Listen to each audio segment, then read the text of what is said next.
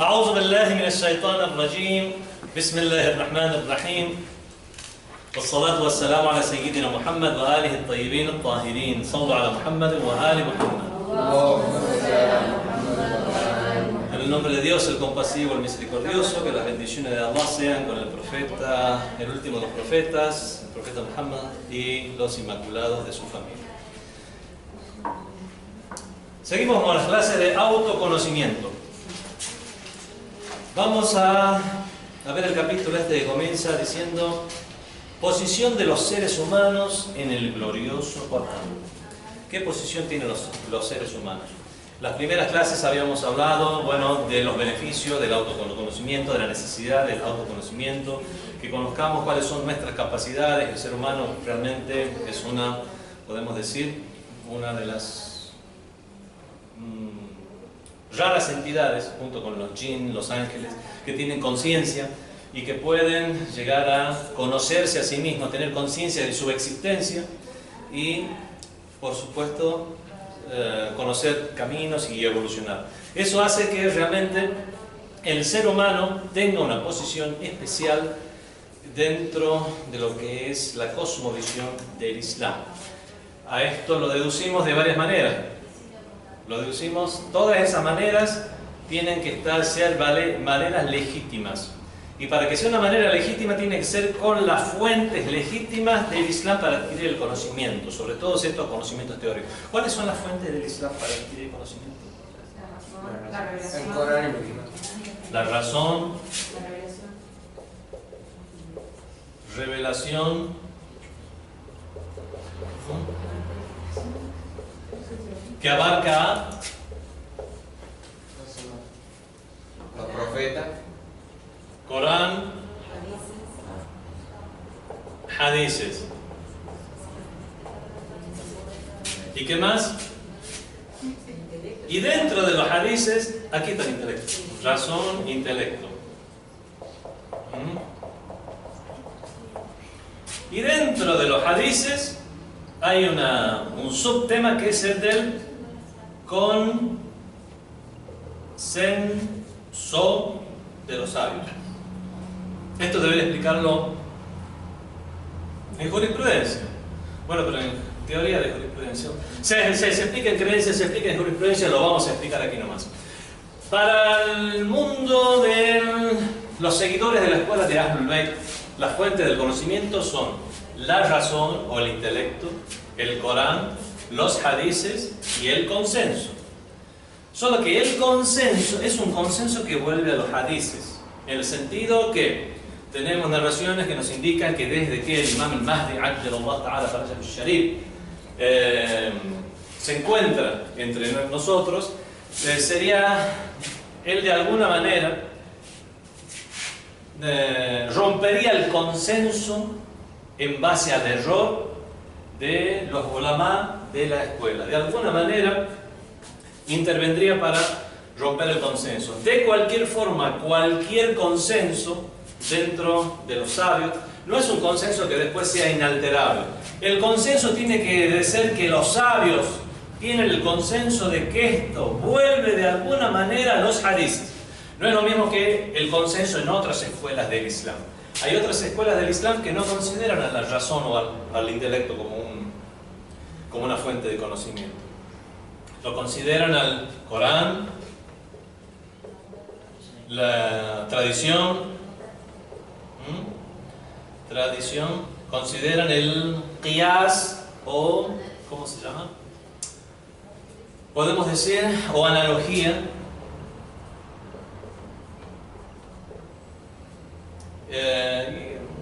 consenso. ¿Con eso consenso? ¿Ah? ¿Con ese? Consenso. ¿Qué más? Y otras cuestiones más.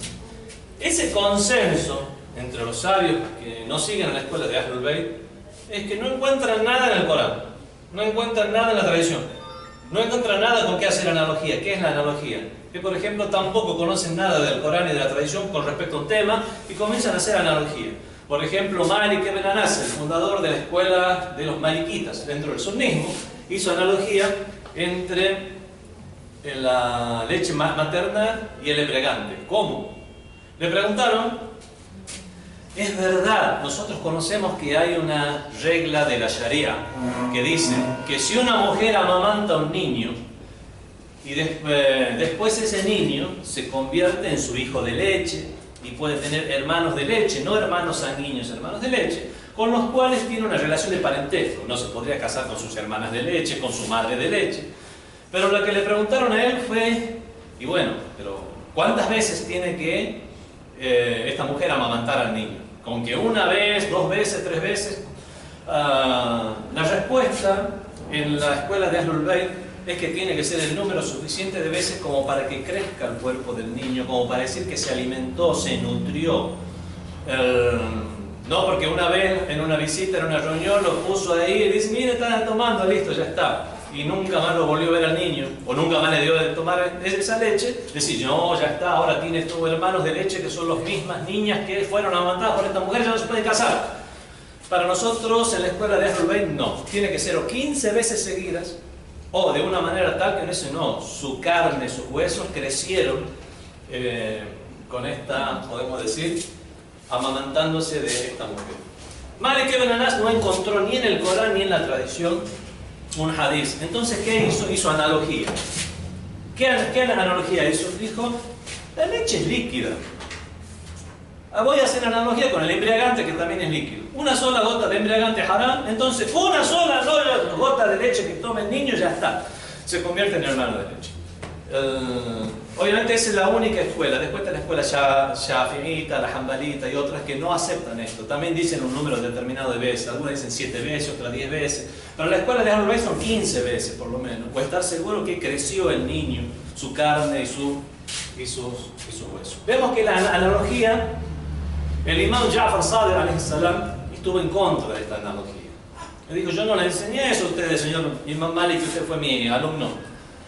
Sobre todo el señor Abu Hanifa, que es el más analogía hacía, que también fundó una escuela de pensamiento. Yo no les enseñé eso a ustedes. Analogía no es correcto. Analogía es cuando uno es ignorante de un tema y comienza a buscar hacer analogías. Por ejemplo, bueno, no estamos hablando de jurisprudencia, pero tiene que ver con el tema. Le preguntó al... ¿cómo se llama? El imam Ja'far Sadiq alayhi salam a Abu Hanifa. Le dijo, por ejemplo, ¿qué es más importante? ¿O qué es más najes? ¿Qué es más impuro? ¿La orina o el semen? Dijeron, no, la orina debe ser más impuro, porque el semen al fin y al cabo es fuente de vida, qué sé yo. Dice, y si es más impuro la orina, ¿por qué? Por la orina simplemente hay que hacer un udú. En cambio con el semen hay que hacer todo un buzo. Realmente te das cuenta cómo con la analogía, únicamente uno no puede llegar a establecer juicios. Y así otras, ¿cómo se llaman? Otras cuestiones más que están dentro de la Sharia. Como por ejemplo, ¿qué es más importante, el salat o el ayuno? Bueno, siempre hay hadices que dicen que lo primero que se va a preguntar el día del juicio es sobre el salat. Si no se acepta el salat, no se acepta el resto de las acciones de uno. Entonces, el salat entonces lo veo como más importante. Y si es más importante, ¿por qué la mujer los días que no hace el ayuno y no hace el salat, los ayunos los recupera? En cambio el salat no. ¿Acaso el ayuno es más importante? No pueden hacer analogía en base al desconocimiento. Están realmente o se sabe o no se sabe. No importa. Son otras escuelas y tienen otras fuentes, podemos decir, para tomar la jurisprudencia y el dogma en general. No figura el intelecto en estas otras escuelas, tienen la analogía y tienen un consenso. ¿Qué es el consenso? El consenso dice, no encontramos nada en el Corán, no encontramos nada en la tradición, no podemos hacer esto analogía con nada, es una cosa nueva que surgió ahora. ¿Qué más? Hay otras fuentes más que no les voy a explicar ahora porque voy a perder tiempo igual que con la analogía. Es como los beneficios y perjuicios, bueno. Pero al no encontrar nada en otras fuentes, los sabios dicen, está de acuerdo, está de acuerdo, está de acuerdo, está de acuerdo, listo, esto se convirtió en norma islámica y estamos de acuerdo. Nosotros en el de la escuela de Ahlul Bayt, cuando hablamos de consenso, no es ese consenso. Es un consenso que dice esto, estamos de acuerdo, que está relacionado a los hadíes. Y ese consenso en el futuro puede ser vulnerado, sí, aportando el hadís o el indicio que pueda llegar a invalidarlo de alguna manera. Por lo tanto, algunos dicen las fuentes de conocimiento dentro de la escuela de Ahlul Bayt son 4: intelecto, Corán, hadices y consenso. Otros dicen, no, son 3: intelecto, Corán y hadices, porque el consenso vuelve a los hadices. Otros dicen son 2, porque es intelecto y revelación, y en la revelación tenemos estas dos cuestiones. La revelación no es solo el Corán. Dice el Sagrado Corán, "Ma yantiqu, a'udhu billahi minash shaitanir rajim, bismillahir rahmanir rahim, ma yantiqu 'anil hawa." Él no habla por capricho. In huwa illa wahyun yuha. Sino que es una revelación que le es inspirada. Eso no se refiere, esa ley del Corán, únicamente a las leyes del Corán mismo, sino que todos los actos del profeta del Islam. Es por eso que su comportamiento, sus dichos, sus hechos y sus aceptaciones tácitas, que él no llegó a censurar o a reprender, sino que al contrario las aprobó, forman parte de los hadices y forman parte de lo que es, a partir de eso podemos extraer tanto el dogma como las jurisprudencias del Islam. Es por eso que algunos dicen son 4: intelecto, Corán, hadices, consenso. Otros dicen son 3: intelecto, Corán y hadices. Total, este vuelve a este. Otros dicen son 2: intelecto y revelación. Qué linda pregunta para el examen. Lo voy a confundir. De hecho, Faisal, se parece, mira, subhanallah, como una analogía con lo que es el conocimiento científico. Porque el conocimiento científico es valedero hasta que aparece otra teoría. Hasta que aparece otra teoría o una prueba que pueda llegar a invalidarlo. Pero nosotros tenemos hadices que ya tienen que ver con el dogma, con la creencia. Sí. Que es que el imam, alayhi salam, de alguna manera rompe el consenso. Interviene dentro de la opinión de los sabios, de manera que rompe el consenso. El consenso inválido, ¿no? Sí, sí, sí. El consenso es lo que hacen hoy los sabios. El consenso, claro, no es algo sacado ni del intelecto ni del Corán. Podemos decir que es un consenso, pero en el caso de los shias es el que esto vuelve de alguna manera a los hadices por ser un dicho que aprobaría el profeta o los imames. Y de esta manera se establece el consenso dentro de la Shia. Como por ejemplo, cuando hay varias posturas respecto a algún juicio de la Sharia. En el tercer y cuarto ciclo de la oración, por ejemplo, es consenso que de los sabios que es suficiente. No hace falta decir la Surah al-Fatiha en la tercera y cuarta raka, sino con decir Subhanallah, walhamdulillah, wa la ilaha illallah, wallahu akbar. O sea, eso es un consenso entre los sabios Shia. No hay, dice, bueno, pero existe un Shia famoso, o sea, no cualquiera que se diga sabio. Estamos hablando de sabios reconocidos por sus pares, que han llegado al nivel de ijtihad, o sea, de capacidad de extraer las normas a través de sus fuentes, o sea, ese tipo de sabios. Entre ese tipo de sabios hay un consenso, por ejemplo, a pesar de que no hay un hadith que diga o es esta frase o nada más, o es la Surah al-Fatiha y nada más. No hay consenso que cualquiera de los dos. ¿El consenso puede ser, digamos, modificado con el tiempo? El consenso, si llegara a ser inválido, puede ser modificado. Pero alhamdulillah, el Shahid, el mártir Muhammad Baqir Sadr, es uno de los sabios más prestigiosos del mundo islámico, de la antigüedad y obviamente del mundo contemporáneo. Conocía más del comunismo que los comunistas, más del capitalismo que los capitalistas. Todavía sigue siendo un referente, a pesar de los años de su asesinato por parte del tirano Saddam Hussein, sigue siendo el referente en temas como la economía islámica, con su libro Iqtisaduna, nuestra economía, o con su libro Falsafatuna, nuestra filosofía, pero sobre todo en economía sigue siendo un referente muy importante, al grado tal que incluso escuelas que no son seguidoras de Ahlul Bayt, sino que todo lo contrario, algunas podemos decir de tenor salafista, también al no encontrar otros libros de texto, encontramos que llegaron a basarse en un tiempo en sus libros hasta que pudieron ellos mismos elaborar sus propios libros sobre economía islámica, que es un tema que obviamente la economía islámica con los podemos decir, con los conceptos, definiciones que existen hoy en día en la ciencia de la economía mundial. Obviamente eso no figuraba tal cual en el Corán, en los hadices y en los libros de texto de los sabios antiguos. Y es por eso que incluso estos, podemos decir, personas, sheikhs religiosos de otras escuelas, no afines a la escuela de Ahlul Bayt, como lo son el salafismo, tuvieron que un tiempo largo en sus universidades basarse en el libro de Sayyid Muhammad Baqir Sadr, hasta que después sí ya hicieron sus propias, podemos decir, análisis e investigaciones, siempre basados en este gran sabio. Este sabio, ¿de qué estaba hablando? Este sabio tiene una serie de libros respecto a numerosos temas. En uno de sus libros, por ejemplo, explica los principios de la jurisprudencia en el Islam. Y dice, realmente algunos piensan que los sabios musulmanes, o los sabios shias en particular, agarran los libros, el Corán, los hadices, o las opiniones, o los postulados generales de la razón y del intelecto. Los postulados generales de la razón y el intelecto es algo que no puede modificar nadie. Es como que el todo es mayor que la parte. Eso es algo lógico. Esos son los postulados intelectuales que no van a cambiar nunca. No va a decir, bueno, eso era antes. Hoy en día la parte es mayor que el todo. No.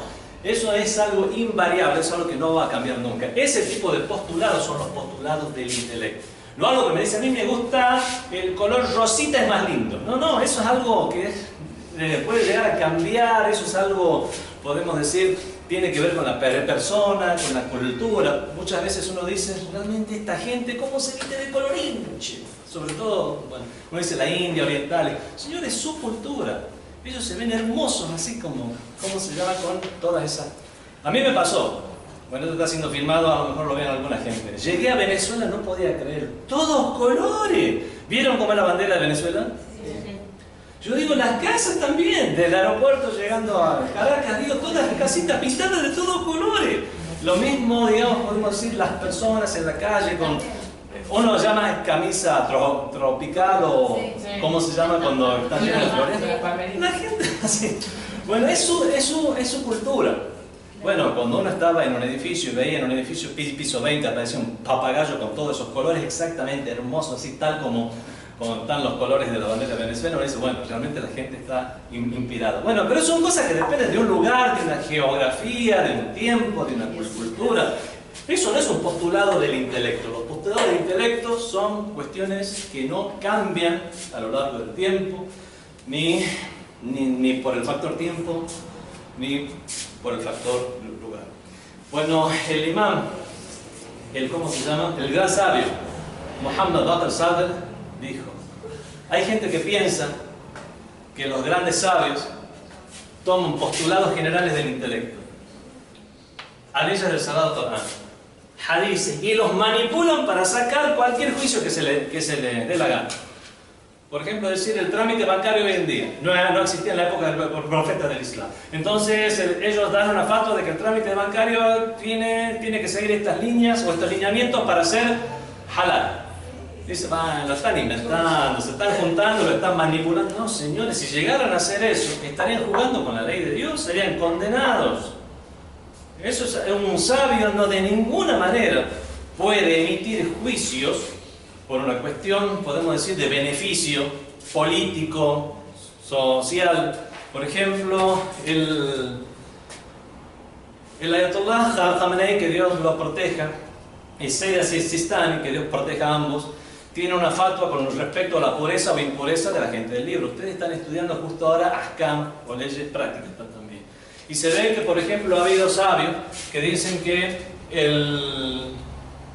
entre las cosas que son impuras en esencia, impuras por sí mismas y no que se impurifiquen, está, por ejemplo, el cerdo,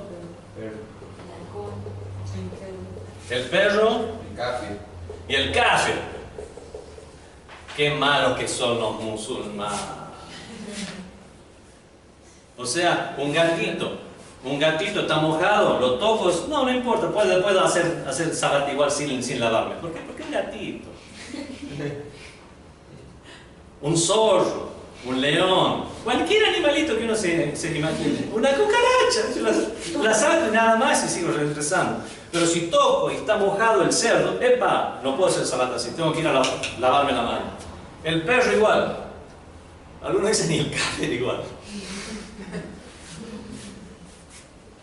Muchos sabios decían esto. Ven el Ayatollah Khamenei, el Ayatollah Sistani, hoy en día dicen, señor, el kafir de por sí no es impuro. El kafir, por ejemplo, el judío, el cristiano, el kafir de Ahlul Kitab, de la gente del libro, no es impuro. ¿Cómo que no? Hay hadices que dicen, por ejemplo, si algo fue traído de un kafir, tienen que lavarlo porque está impuro o hay que considerarlo impuro. Muchas veces tenemos una impureza real y una impureza que consideramos como tal. Hay muchas veces no podemos sacar la impureza o impureza real de algo. ¿Por qué? Porque no sabemos. Nunca estuve en este lugar, digo, qué lindo, cómo es, qué humedad, qué hermoso. Después digo, aquí hay una mesa. ¿Puedo hacer salat arriba de esto? ¿Estará puro o estará impuro? ¿Qué sé yo? Estuve yo antes aquí. Sé si alguna vez un niño le orinó o algo, ¿cómo se llama? O algo por el estilo. Esta casa está sola generalmente. A lo mejor vino un gato, se durmió ahí, también hizo sus cosas, ¿cómo se llama? Y se fue. ¿Cómo sé yo si esto está puro o esto está impuro? ¿Puedo yo tener certeza de que esto está puro o impuro? No. Pero ¿cómo lo considero? Puro. Toda cosa es pura hasta que sepa que está impura. Eso es una consideración, no porque realmente yo sepa si esto está puro o está impuro. Eso se llama consideración jurídica. Bueno, resulta que Ayatollah Khamenei y Ayatollah Sistani dicen, no, el kafir judío cristiano es puro, podemos tomar mate, por ejemplo, de la misma bombilla sin estar lavándola, higienizándola, tomando. No, podemos tomar mate, por ejemplo, judío cristiano, no hay ningún problema. Pero que no eran impuros, hay hadices que dicen que si algo viene de ellos y es para consumir o tenemos que hacer el rezo, por ejemplo, hay que purificarlos, señores. ¿Acaso Ayatollah Khamenei y Ayatollah Sistani están siendo condescendientes con los tiempos? No, ellos realmente opinan lo siguiente, que la impureza a la cual se refieren los hadices no es una impureza esencial, sino una impureza adquirida. Y la consideración se basa en la mayoría de los casos que ocurren en la sociedad. Por ejemplo, en esa época, en la época del profeta del Islam, ¿cómo era la higiene de la gente en general? ¿Tenía agua de grifo? Aunque no tuviera agua de grifo, hay mucha gente hoy en día que está en zonas del mundo que no tienen agua de grifo, pero tienen un concepto de la higiene que no había antes. Cuenta la historia, se rumorea, supongo que se escribían ensayos chismológicos de la época en la cual decían, ¿saben cómo era el rey Luis no sé cuánto de Francia en la época del Renacimiento? ¿Cómo era su higiene? Bueno, toda su higiene era lo siguiente: se levantaba a la mañana, no podía abrir los ojos, agarraba un poquito de agua, se lo pasaba por un ojo, se lo pasaba por el otro ojo y listo, ya está. Esa era toda su higiene diaria, semanal, mensual, anual y de todas las décadas. Hay que tener en cuenta también la cultura. En la época del profeta del Islam, podemos decir que la comida o las cosas que estaban en uso de la gente del libro que no conocía las normas del Islam, no, seguro que cuando purificaron a sus niños, que seguro toda la gente tiene niños que se orinan y que los cambian, no, seguro fue, como era agua que no estaba conectada al cubro, o sea, agua de corriente y era muy poca agua, seguro que se purificaron 2 veces. Obviamente no conocen las normas del Islam y por lo tanto tomaban embriagantes en un vaso. Se preocupaban por, podemos decir, lavarlo en agua también que sea corriente, o por lo menos en agua que sea poca. Es más, ni siquiera lavaban los vasos.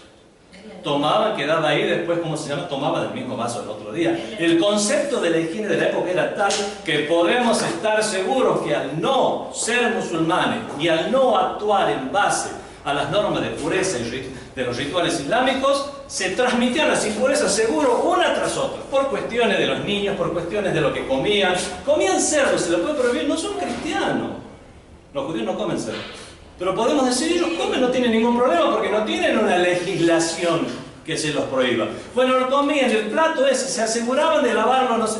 Obviamente, entonces, si vamos a ver todas las cuestiones de la vida, la impureza se transmitía, y por eso podemos decir que eran impuros podemos decir, no esencialmente, sino por adquisición de esa impureza. Ahora cambiaron los tiempos. Llegó en la época del oscurantismo, Europa medieval. 2/3 de Europa murieron por la peste bubónica, por la forma de vida que tenían. ¿Cómo era la forma de vida que tenían? Vieron, bueno, algunas significaciones como... ¿Vieron la película Los Miserables? La forma en que está escenificada la Europa de esa época, podemos decir, las aguas hervidas caían directamente a la calle. El concepto, podemos decir, de higiene que tenían entonces era tal que precisamente no era tal. Entonces, la peste bubónica que transmitían las ratas se expandió tan fácilmente que 2/3 de Europa fallecieron. Es mucha cantidad, imagínense. De toda una familia únicamente de 10 queden 2 y medio, 3, qué sé yo. O sea, para seguir el cálculo. ¿Cómo realmente? O sea, murió la mayor parte de la gente, excepto un lugar de Europa. ¿Cuál fue? Al-Ándalus.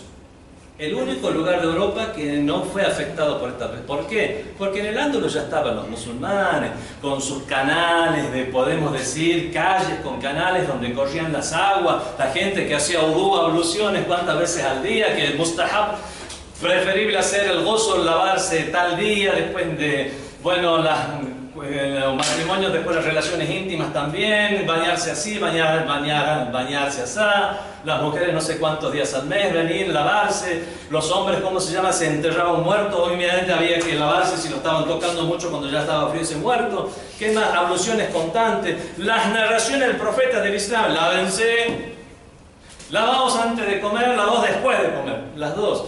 ¿Qué más? Si no fuera que ya sería imponerle mucho a mi comunidad, les diría que es una obligación lavarse los dientes. Todas esas recomendaciones del profeta del Islam hacían que la vida entre los musulmanes sea diferente a la vida de otras comunidades. Lamentablemente hoy en día las cosas parece que se han dado vuelta. No podemos seguir echándole la culpa a colonialismos, a imperialismos, no sé a quién echarle la culpa, pero realmente por una cuestión de cultura general que incluso sobrepasa a los postulados y recomendaciones de la religión, encontramos que en Europa son más limpios que en Medio Oriente en general. Están más limpias las calles, entramos a un aeropuerto, por ejemplo, en los aeropuertos europeos, uno puede decir, esto está muy pero muy limpio, entramos, bueno, ¿para qué vamos a hacer tantas comparaciones y a echarnos, podemos decir, cuestiones no muy buenas sobre nosotros mismos? Solamente vamos a decir que no importa cuál sea la causa, lamentablemente hoy en día podemos decir que es al revés. Y las comunidades europeas, por ejemplo, e incluso aquí en Latinoamérica, por una cuestión de cultura general, en cualquier restaurante, en cualquier casa de gente común, ¿qué hacen? Compran detergente, lavan los platos después de comer, lavan los vasos, no los dejan simplemente así. Entonces podemos decir que aquella impureza adquirida que tenían los no musulmanes en una época en general, por lo cual estos hadices te decían, si algo que haya estado en contacto con cristianos o judíos o otro tipo de personas que no creen en el Islam, hay que higienizarlos, purificarlos. Pero hoy en día, podemos decir, no hace falta. Y es por eso que Ayatollah Khamenei, Ayatollah Sistani y otros, Ayatollah Sayyid Muhammad Hussein Fadlallah, por ejemplo, otros, dicen, son puros. Es más, porque la pureza se da de manera automática, porque no hace falta intención, no hace falta, sino que simplemente si se dio la pureza, se dio y listo. Pero eso es porque se habla de que la impureza era adquirida. Porque si no, hay mucha gente que te rebate cuando vos decís que no comes cerdo. Dicen, ¿por qué? Por la triquinosis, y eso es una enfermedad de hace mucho. Eso es otra cuestión. Bueno, no estamos en cuestión de jurisprudencia. Claro. Solamente, ¿qué es lo que quería yo llegar a decir con esto? Que ese tipo de cambio en la fatwa de los sabios no es un cambio en realidad. Lo que cambió es el tema. La fatwa del Islam no cambió. La fatwa del Islam es que esto está impuro, ¿cómo debo yo considerar Bueno, hoy en día, por una cuestión de cultura y de higiene, debo considerar, por ejemplo, en Europa, Latinoamérica, pero a lo mejor haya zonas del planeta, por ejemplo, no quiero hablar más de lugares, la India.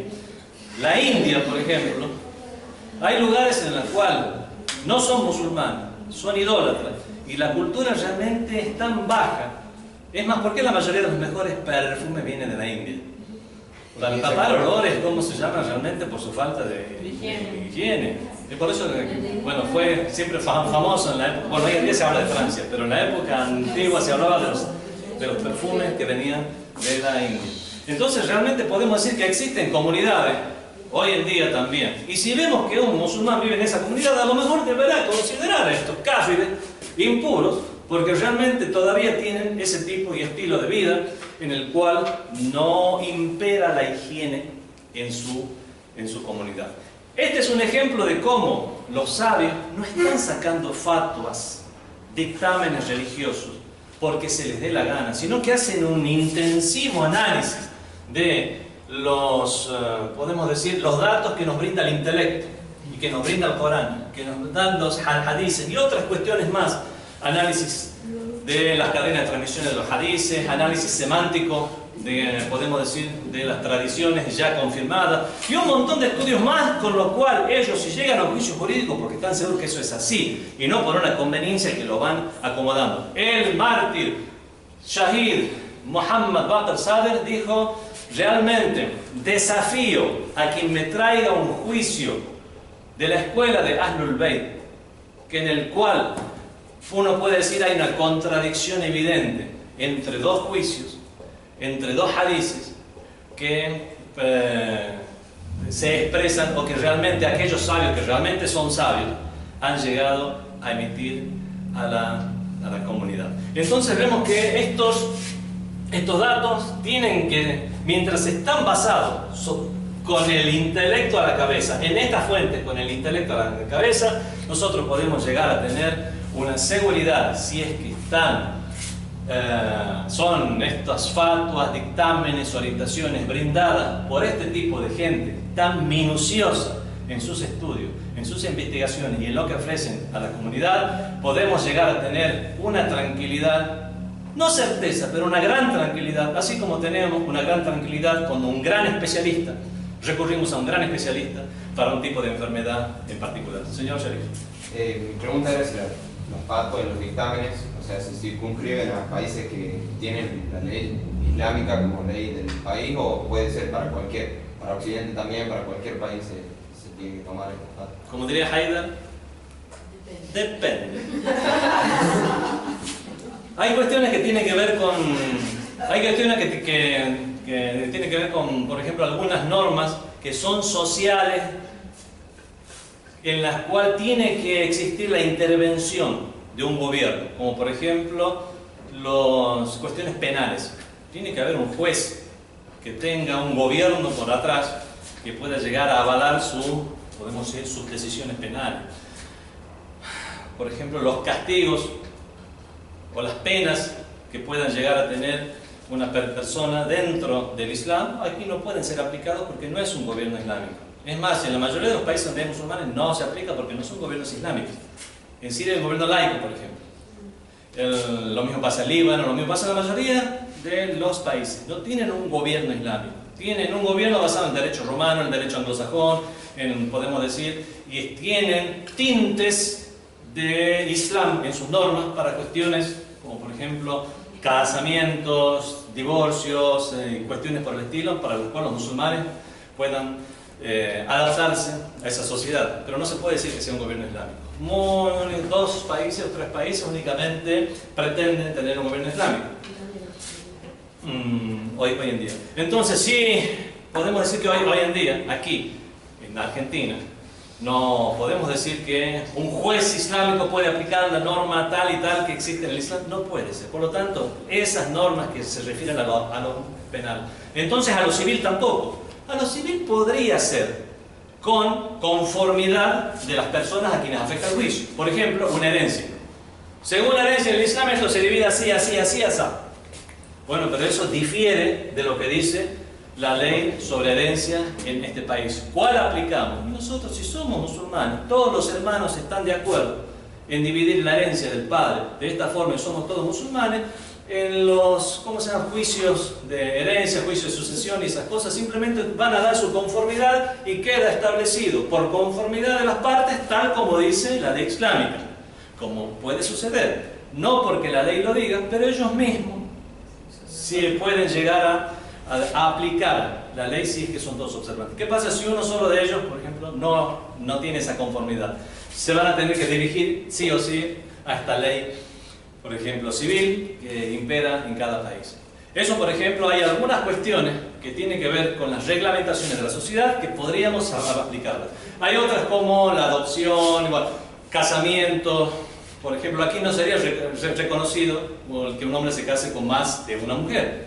Se considera bigamia. Cada casamiento está ahí hablando. Bigamia. Bueno, la bigamia está prohibida.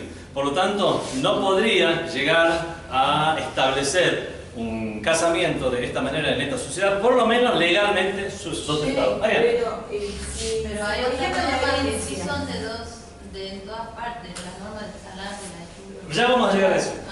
No, en la herencia, por ejemplo, si uno actúa de acuerdo no puede actuar de acuerdo al modo islámico, Sí. por una parte, digamos, tiene que hacerlo como el Código Civil de este país. ¿Está bien o está mal ante Dios? Está mal. Estaría en falta. Tenemos 7 hermanos, uno no quiere, ese se dirigirá a la ley civil, se le dará su parte por la ley civil del país, y los otros que están en conformidad, ya eso, lo que queda ya lo podemos decir que ya pueden hacer el reparto según la ley islámica si están todos en conformidad. Por eso digo, depende. Y por ejemplo hay cuestiones que ya no tienen que ver con el ámbito social, sino con el individual o familiar. Y en este caso ya uno puede decidir aplicarlo o no, y que si es musulmán, la tiene que aplicar. Cuestiones relacionadas a la devoción, cuestiones relacionadas a la pureza, cuestiones relacionadas, por ejemplo, a cuestiones de familia interna, en el cual eso no hay ningún ente externo que pueda llegar a controlarlo, más que Dios que está controlando siempre. Por lo tanto, ahí el musulmán será igual su comportamiento y desempeño en su salat, en sus ayunos, en su peregrinación, en cuestiones de pureza, en cuestiones de trato o lo que tiene, los derechos que tiene que dar a su esposa, a sus hijos, o las funciones que tiene cada persona o en el matrimonio, o los hijos en relación a los padres. Son cuestiones que realmente puede un musulmán aplicarlo tanto aquí como en los países islámicos o en la Conchinchina. Seguimos. Estoy yendo, no sé qué tema. 4, 1, 9, 5. ¿A dónde estamos? Pregunta de tiempo. Esta era la introducción. Lo único que quería decir, no sé por qué me voy, era que realmente las fuentes de conocimiento en el Islam son estas 3. Eso era todo. No sé, me parece que ya se fue casi toda la clase. Tengo 10 minutos más. Ni sé por qué comencé a decir esto.